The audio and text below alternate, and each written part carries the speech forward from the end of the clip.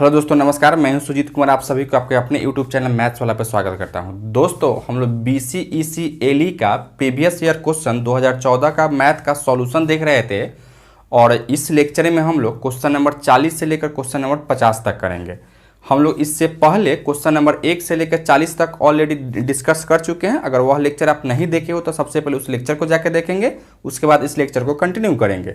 तो चलिए हम लोग क्वेश्चन नंबर 41 से शुरू करते हैं। बच्चों देखिए, क्वेश्चन नंबर 41 में आपको क्या दिया गया है, कहता है the value of a sine 105 degree, यानी साइन 105 डिग्री का वैल्यू हमको फाइंड आउट करना है। ठीक है, इसका वैल्यू हमको कैसे निकालेंगे। यहाँ option number A, B, C और D दे रखा है। हम लोग देखते हैं जिसका वैल्यू साइन 105 का वैल्यू क्या होता है। तो सबसे पहले यहाँ से आपको क्या निकालना है, तो यहाँ से साइन 105 का वैल्यू निकालना था बच्चों।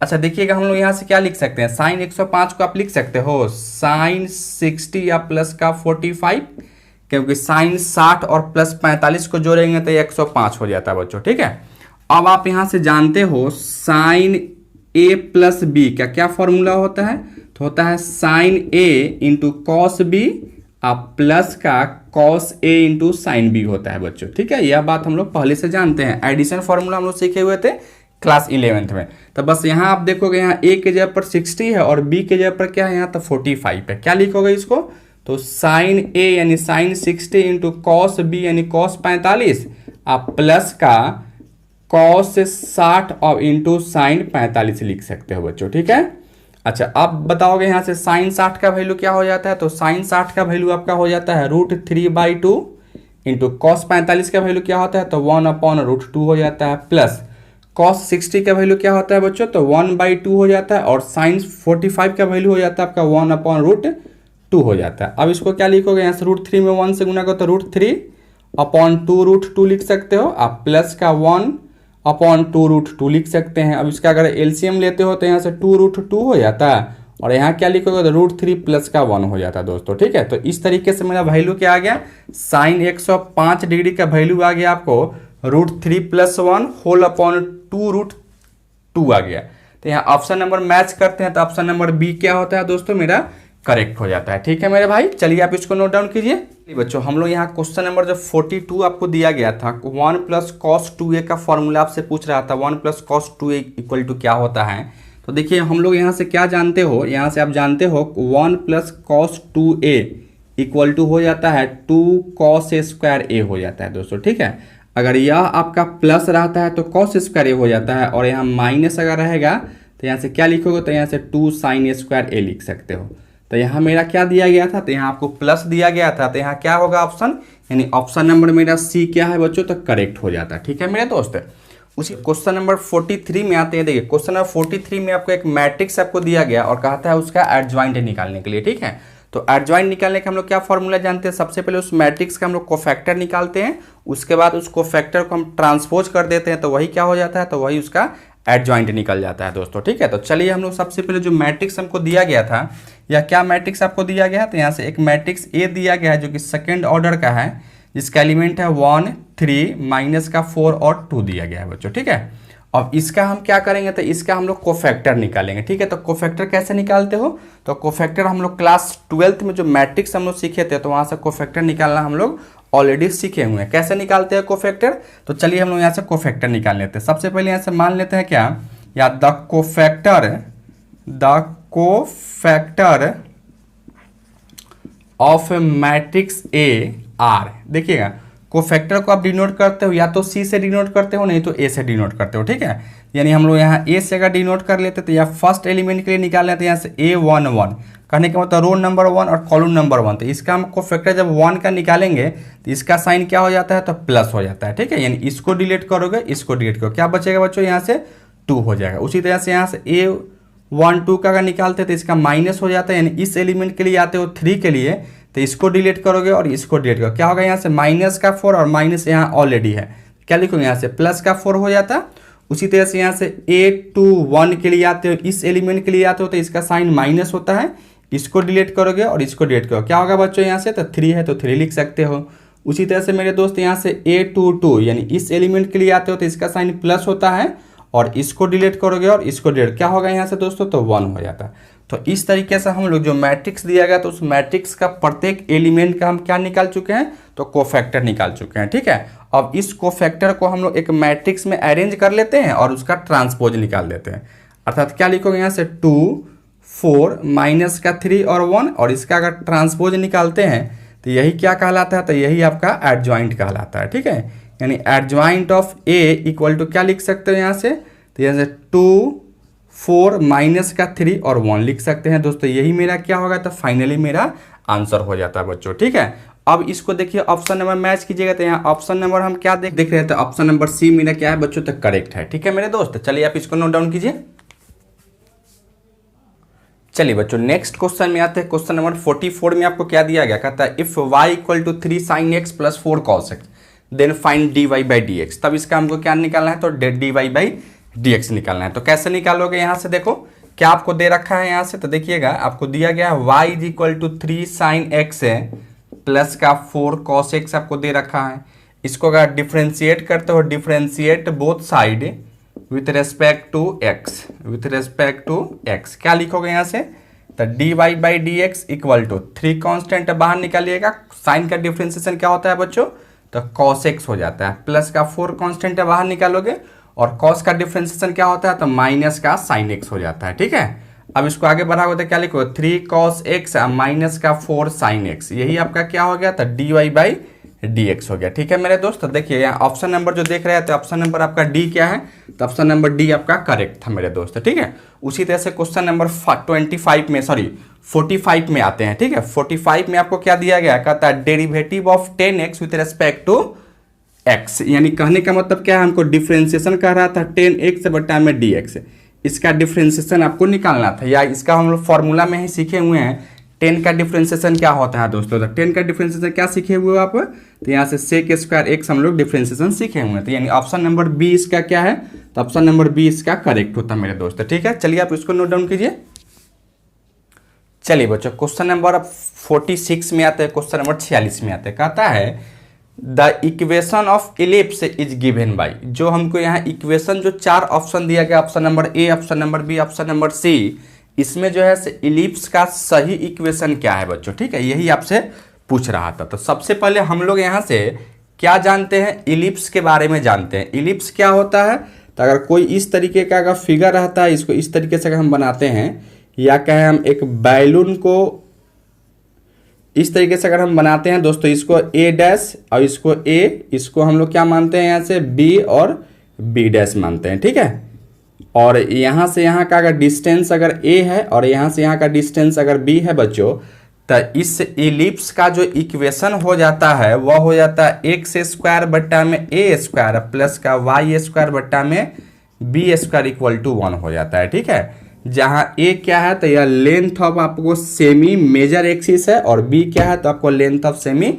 माइनर एक्सिस है। ठीक है, तो इस इलिप्स का इक्वेशन जो है, जो स्टैंडर्ड इक्वेशन होता है वह एक्स स्क्वायर बट्टा में ए स्क्वायर प्लस वाई स्क्वायर बट्टा में बी स्क्वायर इक्वल टू 1 हो जाता है। ठीक है, यानी ऑप्शन नंबर जो हम लोग देख रहे थे यहाँ 1 आपको दिया गया था, ऑप्शन नंबर ए जो है से मेरा क्या है बच्चों, तो करेक्ट है। ए में क्या दिया गया था, तो एक्स स्क्वायर बट्टा ए स्क्वायर प्लस वाई स्क्वायर बट्टा में बी स्क्वायर इक्वल टू 1 हमको दिया गया था, तो यही मेरा क्या है, ऑप्शन नंबर ए जो है से करेक्ट है। उसी तरह से क्वेश्चन नंबर 47 में आते हैं। क्वेश्चन नंबर 47 में आपको कहता है derivative of log x with respect to x.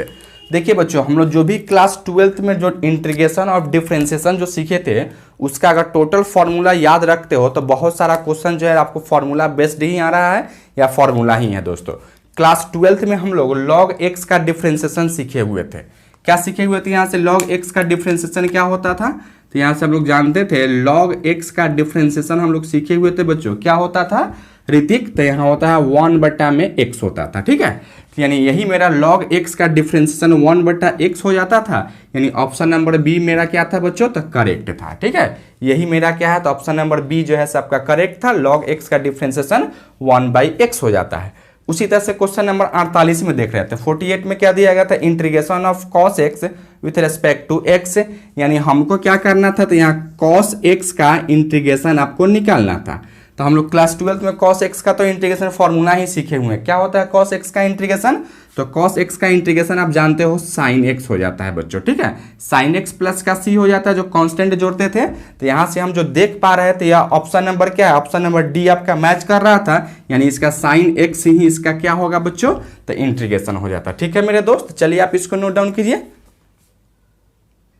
चलिए बच्चों, क्वेश्चन नंबर 49 लेके आ रहे थे। क्वेश्चन नंबर 49 में क्या कर रहा था? आपको दिया गया है y equal to 2x minus x cube, then dy by d x हमको फाइंड आउट करना है दोस्तों। इसमें जो है, जो भी बच्चे को अगर डिफरेंशिएशन, इंटीग्रेशन और डिफरेंशियल इक्वेशन का अगर कंसेप्ट आपको पता हो, तो 2014 का जो हम लोग प्रीवियस ईयर क्वेश्चन जो कर रहे थे, वह उसके लिए बहुत बहुत बहुत आसान हो जाता है दोस्तों, ठीक है। या हम ऐसे कहें, जो भी बच्चे अगर क्लास 12 में अच्छी तरीके से अगर प्रिपरेशन किए होंगे, अच्छा तरीके से अगर पढ़ाई किए होंगे, उनके लिए यह सब क्वेश्चन कुछ नहीं है। वह यह सब क्वेश्चन उनके लिए एकदम इजी वे में वह कर सकते हैं। तो यहाँ क्या दिया गया आपको? एक डिफरेंशिएशन तो निकालना था, d y by d x आपको फाइंड आउट करना है। क्या है आपको यहाँ से दिया गया है दोस्तों? y is equal to 2x minus का एक्स क्यू आपको दे रखा है। तो क्या करोगे यहाँ से? D y by d x अगर निकालते हो तो क्या लिखोगे यहाँ से? d इंटू 2x माइनस का एक्स क्यू अब बट्टा में dx लिख सकते हो, ठीक है। अब यहाँ 2 कांस्टेंट है, बाहर निकालोगे तो dx बट्टा में dx माइनस का एक्स क्यू अपॉन dx लिख सकते हो। अब यहाँ से 2 इंटू x का डिफरेंशिएशन 1 हो जाता है, माइनस का इसका क्या होगा? हम लोग जानते हैं ना, x के पावर n बट्टा में dx का डिफरेंशिएशन क्या हो जाता है? तो यहाँ से n इंटू एक्स के पावर n माइनस 1 हो जाता है, यानी क्या लिखोगे? 3 इंटू एक्स के पावर 3 माइनस का 1 लिख सकते हो।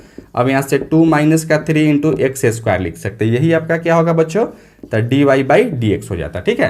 यानी जो ऑप्शन हम देख रहे थे, ऑप्शन नंबर डी क्या था मेरा? तो ऑप्शन नंबर डी बच्चों करेक्ट था। उसी तरीके से आते हैं क्वेश्चन नंबर 50 में, ठीक है, जो कि यह 2014 का लास्ट क्वेश्चन आपको है दोस्तों, ठीक है। यही आपको दिया गया है क्या? The degree of differential equation इतना। आपको एक डिफरेंशियल इक्वेशन ही दे दिया गया है और कहता है क्या? इसका आपको डिग्री फाइंड आउट करना है। डिग्री इसका क्या होगा बच्चों, ठीक है। तो जब भी हम लोग डिग्री की बात करते थे, तो डिग्री की हम लोग बात करते थे, सबसे पहले यहाँ से डिफरेंशियल इक्वेशन आपको क्या दिया गया है? तो यही आपको दे रखा है। क्या है? 1 plus d y by d x का होल स्क्वायर का होल पावर 3/2 इक्वल टू 0 दिया गया है। डिग्री हम लोग किसे कहते थे? जिसका मतलब वैसा डिफरेंशियल इक्वेशन जिसका ऑर्डर होता था, उसका ऑर्डर का जो पावर होता था, उसी को हम क्या कहते थे? तो डिग्री कहते थे। और डिग्री हम लोग तभी फाइंड करते थे जब डिफरेंशियल इक्वेशन क्या हो? फ्री फ्रॉम रेडिकल या फ्रैक्शन। जो डिफरेंशियल इक्वेशन जो दिया गया है वह क्या होता है? मतलब ऊपर ना ही वह फ्रैक्शन में हो, ना ही वह रेडिकल में हो दोस्तों, ठीक है। तो यहाँ जो हम लोग देख रहे थे, यह आपका क्या है? एक रेडिकल में आ जाता है, या कहें या फ्रैक्शन में आ जाता है। तो सबसे पहले हम लोग डिग्री इसका निकालने के लिए हम क्या करेंगे? इसको फ्री करेंगे रेडिकल से, ठीक है। तो क्या इसको फ्री करोगे रेडिकल से? तो क्या इसको पहले थोड़ा सा आगे बढ़ाओगे, सोल्व करोगे, क्या लिखोगे यहाँ से? d2y by d x square is equal to minus का क्या लिखोगे यहाँ से? तो यहाँ लिख सकते हो या ऐसे कर सकते हो आप। देखिए इसको इधर ही रहने दीजिए, यहाँ 1 plus d y by d x का होल स्क्वायर और यहाँ होल पावर क्या है? तो 3/2 इक्वल टू क्या लिखोगे? माइनस का d2y by d x square लिख सकते हो, ठीक है। अब यहाँ से देखिएगा यह क्या है? तो 3/2 है। क्या है? यह 3/2 है। दोनों तरफ अगर हम स्क्वायर कर लेते हैं दोस्तों, तो क्या लिखोगे यहाँ से? 1 plus d y by d x का होल स्क्वायर और यहाँ से क्या लिखोगे? का पावर 3/2 है, ठीक है। और इसका हम लोग क्या कर रहे थे? तो इसका भी हम लोग स्क्वायर कर रहे थे, ठीक है। यानी यहाँ होल स्क्वायर अगर करोगे इक्वल टू क्या लिखोगे यहाँ से? माइनस का d2y by d x square का होल स्क्वायर लिख सकते हो। अब यह 2 से 2 को कैंसिल करोगे तो क्या लिखोगे यहाँ से? तो यहाँ से आप लिख सकते हो बच्चों, यहाँ से हम लिख देते हैं। क्या लिखोगे यहाँ से? देखिएगा यहाँ से आप लिख सकते हो 1 plus d y by d x का होल स्क्वायर और यहाँ होल पावर क्या लिखोगे? 3 इक्वल टू क्या होगा यहाँ से? तो यहाँ से लिख सकते हो, देखो माइनस को 2 बार गुना करो तो प्लस हो जाता है, d2y या बट्टा में डी एक्स स्क्वायर का होल स्क्वायर लिख सकते थे बच्चों, ठीक है कि नहीं लिख सकते हैं? लिख सकते थे। अब हम लोग यहाँ से अब देखेंगे मेरे दोस्त, तो अब इसका हमको क्या निकालना है? तो इसका हमको निकालना था डिग्री, आपको निकालना है, ठीक है। तो अब इसका डिग्री क्या हो जाएगा?